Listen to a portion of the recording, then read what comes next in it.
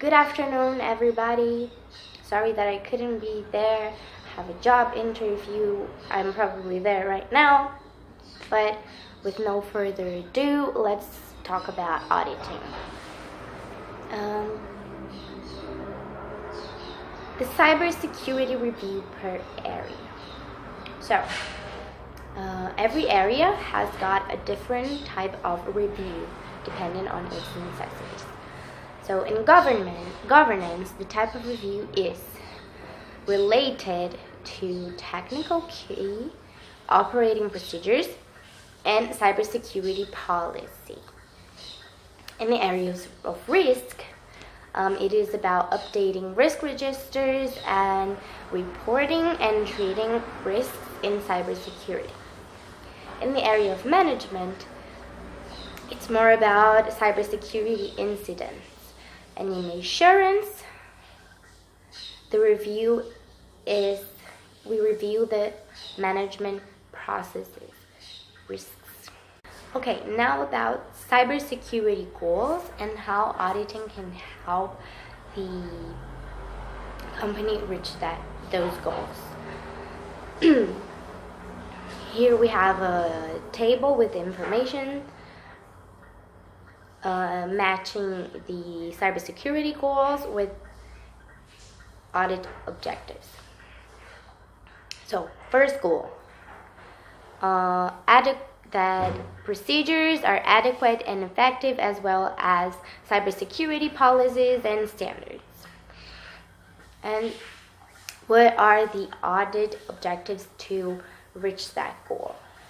Verifying that documentation is complete and up to date, confirm that formal approval, release, and enforcement are in place, verify that documentation covers all cybersecurity requirements, and verifying that subsidiary controls cover all provisions made in policies, standards, and procedures. Next goal. Our next goal is that emerging risk must be reliably identified, appropriately evaluated, and adequately treated. How can we do that? Confirming the reliability of the risk identification process, assessing the risk evaluation process, including tools, methods, and techniques used. Confirm that all risk is treated in line with the evaluation of the results, and verifying that the treatment is adequate or formal risk acceptances exist for untreated risk. Our next goal is that cybersecurity transformation processes must be defined, deployed, and measured. And the audit objectives to reach that are verifying the existence and completeness of the transformation process and related guidance, verifying that the transformation process is implemented and followed by all parts of the enterprise, and confirm control, metrics, and measurements relating to transformation goals, risk, and performance. Next goal. Treat and identify attacks and breaches timely and appropriately. Auditing objectives for that goal. Confirming, monitoring any specific technical attack recognition solutions, assessing interfaces to security, incident management, and crisis management processes and plans, and evaluate on the basis of past attacks the timeliness and adequacy of attack response.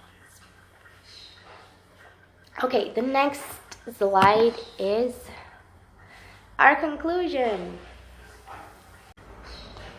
So, what are our conclusions after hearing all that my colleagues had to say and what I've just said now? Failing in protecting the information assets of an organization can have a devastating effect. So, information assets are essential and need to be protected. Appropriate investment in cybersecurity control are necessary to reduce the attractiveness of the target for the attacker. So the harder it is, the less people are going to try to break your cybersecurity. Multiple frameworks such as COVID-5 for information security, the CIS and the NIST cybersecurity framework provide processes that may combine to enable management of cybersecurity control. So you don't have to use one or another. You can combine frameworks so that they add up to each other and have an even better result. And equally important are the multi-layer review defenses of management, risk management, and internal audit to ensure that cybersecurity controls are well designed to protect the information assets and are operating effectively. Any questions?